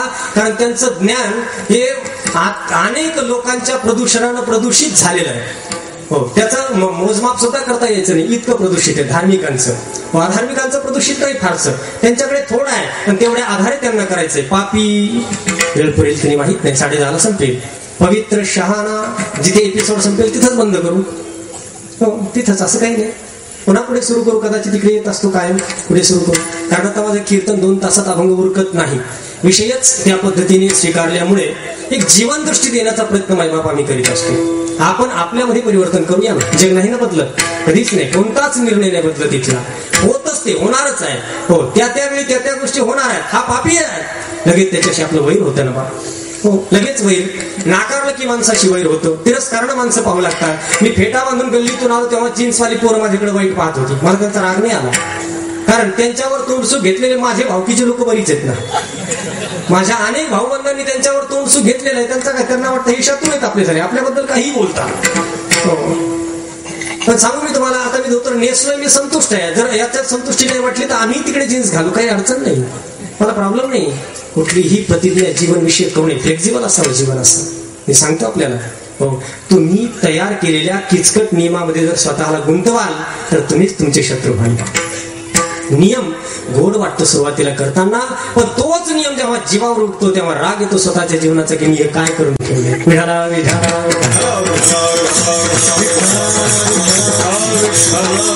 फ्लेक्झिबिलिटी असावी, एक लवचिकता असावी, हेतू एकच असावा, चित्ताचं समाधान बिघडवू द्यायचं नाही. सांगू तुकोबाराय म्हटले, तुम्हाला जसं जगायचं तसं जगा, फक्त मी सांगतो तेवढं ध्यानात ठेवा. हो, तुमचं स्वहित तुम्ही जाणा आणि असं काही जगा की जेणे चित्त समाधान राहील नेहमी. प्रमाण सांगतो खोलातलं म्हणजे अडचणीतलं. आपुले आपण जाणावे स्वहित, आपुले आपण जाणावे स्वहित, आपुले आपण जाणावे स्वहित, आपुले आपण जाणावे स्वहित. जेणे राहे चित्त समाधान, जेणे राहे चित्त समाधान, बहुरंगी माया असे विकुळ, बहुरंगी माया असे विकुळ. जेणे राहे चित्त समाधान, जेणे राहे चित्त समाधान, बहुरंगी माया असे विकुळ, बहुरंगी माया असे विकुळ. जीवन दर्शनाची एक एक चरण आहेत पहा. आपुले आपण जाणावे स्वहित, कसं जगावं, जेणे राहे चित्त समाधान. फिनिश. तुम्ही हे करा ते करा, याला समाधान मिळेल आधी बोलले. फायनली आधी काय म्हटले, सदा नाम घोष करू हरिकथा, हा त्यांचा प्रॉब्लेम आहे. त्यांना जर नामघोष आणि हरिकथेमध्ये समाधान असेल तर व्हेरी गुड, पण त्यानं सगळ्यांनाच वाटेल खात्री नाही. आपणही तेच करतो. समाधान आहे काय नामघोषात आणि हरिकथेत? आहे काय? ज्यांना असेल तो त्यांचा प्रश्न झाला. पहा, समाधान हे प्राप्तव्य आहे. साधना भिन्न भिन्न असू शकतात व्यक्तिपरत्वे, कारण साधना त्या अंतःकरणाच्या बैठकीवर अवलंबून असतात प्रत्येक व्यक्तीच्या. एकच साधना सर्वांसाठी आदर्श साधना ठरतच नाही, कधी ठरतच नाही. हो, पण हेतू एक असावा, जेणे राहे चित्त समाधान. कुणाला पापी म्हणणार नाही, कुणाला पवित्रही म्हणणार नाही. ही सगळी ही आधी मी प्रमाण का सांगितलं, त्याच्यासाठी आधार म्हणून एक विचार आम्ही आमच्या हृदयाला सांगू की हे सगळे तुझी रूप आहेत. अवघी रूपे तुझी देवा. आणि देव म्हटल्यानंतर सांगता येत नाही हा पवित्र देव, हा अपवित्र देव, हा पापी देव, हा पुण्यवान देव.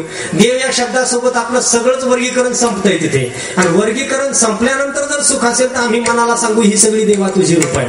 नाहीतरी एखाद्याला पवित्र म्हणणं, एखाद्याला पवित्र म्हणणं कोणत्या आधारे? त्याच्या बाहेरच्या कर्माच्या आधारे. खरं तर पावित्र्य का उठतात माणसामध्ये मध्ये?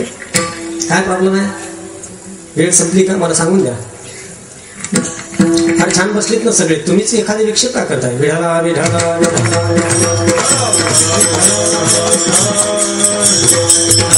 जे उठले तेवढे उठा, बाकीचे मात्र थोडा वेळ बसा, 15 मिनिटं. तुमच्यापेक्षा मलाच फार गडबड असते, मी संपून टाकेल आत्ताच, काही प्रॉब्लेम नाही. कारण this is unique and individual. Prithviraj Jadhav special. Warkari संप्रदाय सापडणार नाही, खात्रीने सांगतो. अभंग तुकोबारायांचाच आहे, पण विचार इतके नवीनतम आहेत, कारण मी आधी बोललेलं मला पकडून ठेवायचंच नाही. वक्त्यांचं अडचण आहे, जे मी बोलतोय हे सगळ्यांना माहित आहे. मी असा दावा कधीच करणार नाही की आमच्या वक्त्यांना हे माहित नाही. माहित आहे, पण बोलावं तर कसं बोलावं? आधी परत तोडसूट घेतलेलं आहे बऱ्याच लोकांवर. आधीच आडवं पडतंय ना, मग लगेच लोक म्हणू म्हणतील महाराज तुम्ही काल तर असं म्हणत होते हे वाईट आणि ते चांगले, ना आज का असं म्हणता? अशी पंचायत होऊ नये म्हणून नवीन कळलेलं देखील स्वीकारता येत नाही दुराग्रही माणसाला. ज्याचं जीवन लवचिक नाही ना, त्याला नवीन सुद्धा स्वीकारता येत नाही. पहा, ज्यानं एकदा आपल्या मेमरीला सिक्युरिटी कोड टाकला आणि तो कोड विसरून गेला, संपलं काम त्याचं. आतलं आत, बाहेरचं बाहेर. हो, उपायच नाही. असं आहे, तसं आहे. त्यामुळे थोडंसं बसून ऐका. ज्यांना पवित्र आपण म्हणतो, ठीक आहे, ज्याला नॅचरल कॉल आहे ते जाऊ शकतात, तसं काही नाही. त्यालाही नॅचरल कॉलला काही नाही ना, लिमिटेशन्स नाहीत ना, तोही विषय नाही त्याला काही. असो, तर पवित्र म्हणणं म्हणजे काय? पवित्र, हो, ज्याला आपण काय होली म्हणतो, शब्द मोठे सुंदर आहेत आपल्याकडे. होली, पवित्र, पायस, होली, ठीक आहे. पावित्र्य आणि अपावित्र्य माणसाच्या अंतःकरणाच्या अधिष्ठानावर असतं, कृतीमध्ये अजिबात नसतं. हो, सजन कसाई मांस विक्रीचा धंदा करताय, त्यांना आपण अपवित्र म्हणूया का? का नाही म्हणत? म्हणायला तर पाहिजे. मांस विक्रीचा धंदा अपवित्र असा जर रूल केला, नियम केला, तर सजन कसायांनी मांस विक्री केलेली त्यांना अपवित्र म्हणावं लागेल. मग तुम्ही त्यांना स्पेशल केस म्हणजे बाजूला का काढता? ही स्पेशल केस का? हो, ते देवाचे भक्त होते, ठीक आहे, मी पण देवाचा भक्त आहे, मीही टाकतो एखादं चिकन सेंटर, चालेल का? नाही चालेल. का? कारण आपले मुळे अशा वेळी गोंधळ होतो, करावं तर काय करावं. पावित्र्य आणि अपावित्र्य हे अंतःकरणाच्या अधिष्ठानावर असतं, कृतीमध्ये अजिबात नाही. एखादी व्यक्ती कर्म करताना ते कर्म अपवित्र दिसेल पण त्याची भावना पवित्र असेल, तर एखादी व्यक्ती कर्म पवित्र करीत असेल पण भावना अपवित्र असेल. विठाला विठा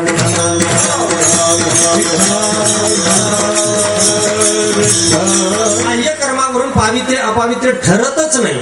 हो, आणि जरी ठरवायचं ठरलं तरी जगाचं ठरवण्याला आपल्याला जगाचं अंतःकरण दिसत नाही. कोणाचं हृदय पाहून ठरवायचं म्हटलं तर हृदय पाहायची सोय नाही. अंतःकरण, बरं, हृदय पाहता येतं, अंतःकरण पाहता येत नाही. कोणाच्या मनात काय चाललंय याचा तपास लागतही नाही. आणि जरी तपास लागला ते माणसाला फसवण्यात सोपं काहीच नाही. हे जगात सगळ्यात सोपं माणसांना फसवणं आहे. जनावरांना देखील फसवता येत नाही.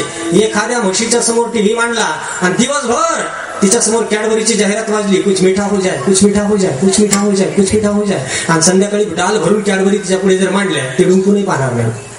म्हैस लक्ष नाही देणार त्याच्याकडे. हो, ती तिचं नैसर्गिक जीवन बदलवणार नाही. माणसाला फसवता येतं. त्याच्यापुढे दिवसभर एखादी जाहिरात वाजवा, ती वस्तू त्याला माहिती जरी नसली तरी संध्याकाळी तो घेतोच विकत. आणि हप्त्यावर म्हटलं तर मग तो काही घेऊ शकतो, इन्स्टॉलमेंटवर. हप्त्यावर चंद्र जरी कोणी विकायला आणला, एखादा मनुष्याला म्हटला मी चंद्राचा एजंट आहे, तुम्हाला घ्यायचा आहे का चंद्र? हो, घेऊ शकतील माणसं, येतील बरं. हे अतिशोक्ती बोललो. काय आहे, कुणाच्या मनातलं पाहायची काही सोय नाही, आणि मनातलं पाहिल्याशिवाय आतलं कळत नाही. आणि फसवता येतं सहजपणे माणसाला. वेदांत शास्त्राचा एक दृष्टांत आहे, तो सांगेल, थांबेल मी वेळेतच, काळजी करू नका. पहिला दिवस लिमिटेशन्स आहेत ना, वेळेचे मर्यादा आहेत ना, त्यामुळे.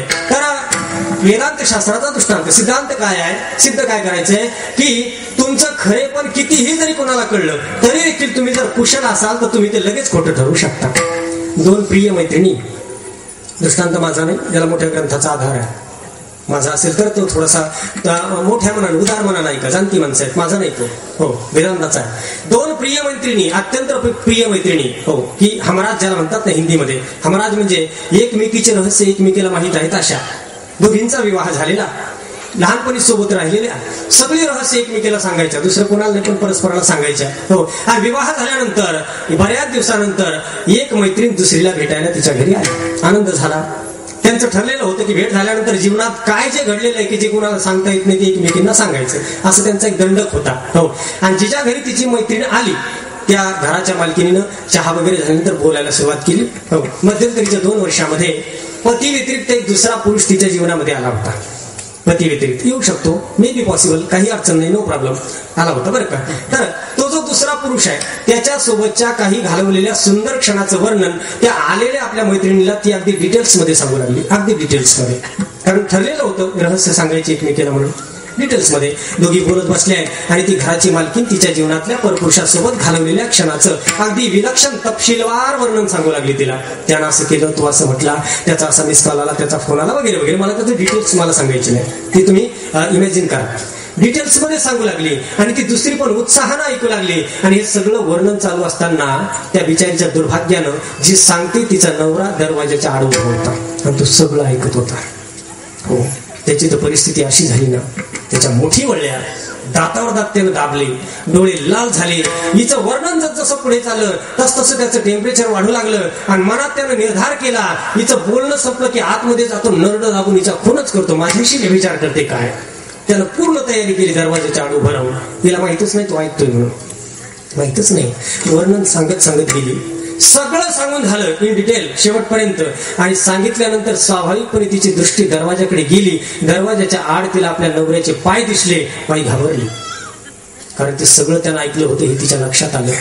घाबरली पण पटकन सावरली. त्याला म्हणणं असेल घाबरणं गुन्हा नाही, पण सावरणं जमलं पाहिजे. क्षणभर घाबरली आणि कुठल्याही क्षणाचा पॉज न होऊ देता पटकन सावरली आणि तिनं आतापर्यंत केलेल्या वर्णनाला एकच वाक्य जोडलं. ती म्हटली, स्वतःच्या मैत्रिणीला बोलल्याचा अभिनय करून बोलली, हे बघ बाई, एवढं सगळं झालं आणि मला पटकन जाग आली आणि मी तोंड जोडून घेऊ लागले की मला एवढं वाईट स्वप्न का पडलं. विषय संपला. आणि मग त्याच्यानंतर तिनं 2-3 वाक्य अजून जोडले. मी 3 दिवस जेवले नाही, मला त्या स्वप्नाचं फार वाईट वाटलं, मी प्रायश्चित्त केलं, मी नामस्मरण केलं, मी अमुक केलं. ती हे जे बोलत होती तोपर्यंत याच्या आखडलेल्या मुठी ढिल्या झाल्या. लाल झालेले डोळे पांढरे झाले. पांढरे म्हणजे एकदम पांढरे नाही, मेन पोझिशनला आले. आणि अंतःकरणामध्ये तिच्या नाशाचा जो विचार तो करीत होता तो पटकन बदलला आणि विचार मनात आला की इतकी प्रामाणिक माझी पत्नी आहे, स्वप्नामध्ये देखील परपुरुषाचा विचार ही करू शकत नाही, कोणालाही अशी मिळणे शक्य नाही. 10 दिवसाची रजा टाकली, 50,000 सोबत घेतले, महाबळेश्वरला बायकोला घेऊन गेला. झालं. इथे नेमकं काय घडलंय, कुणाला कसं ओळखणार या जगामध्ये. माणसं ओळखायची काही सोय नाही. जसे आले ते चांगले आहेत असं समजून घेणं. अवघी रूपे तुझी देवा, वंदू भावे करू सेवा, विठोबा तुम्हाला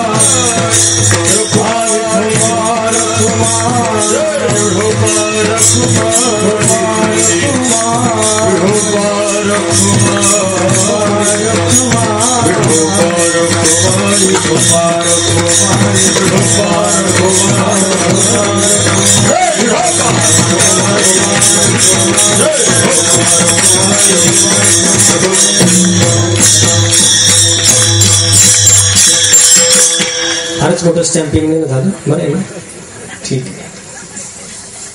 देवालाही याच पद्धतीने चाललेलं असतं. मी तर माणूस आहे, देवाला असं चालू असतं. आम्ही नदे खोवा बघणा पापी पवित्र शहाणा का कमी करताय. अवघी रूपे तुझी देवा, बंधू भावे करू सेवा. 2 चरणाच्या चिंतनामध्ये तुकोबारांनी आपल्या मनाला शिकवलेली गोष्ट सांगितली. आम्ही आमच्या मनाला सांगू वारंवार. आणि कोणताही विचार वारंवार मनाला, म्हणजे ज्याला अलीकडे अनकॉन्शियस माइंड, सबकॉन्शियस माइंड असं जे बोललं जातं ना, आपल्या अंतर्मनाला एक विचार आपण वारंवार सांगितला की तो दृढ होत जातो. याला वेदांतात निदिध्यासन म्हणतात. एक निदिध्यासन आहे. कोणताही विचार तुम्ही आतमध्ये दृढ करू शकता, मात्र त्याची वारंवारता असावी. पुन्हा पुन्हा सांगितला जावा, पुन्हा पुन्हा. हो, तो विचार पुन्हा पुन्हा सांगितला की बळकट होतो. तुकोबाराय म्हणतात, देवा आम्ही एक विचार आमच्या मनाला वारंवार सांगू की जे जग आहे ना ही सगळी तुझी रूप आहे. म्हणून जग परवते सारुनी पाहिजे माते, तैसा नोहे उखिते सकटची मीच आहे सगळा.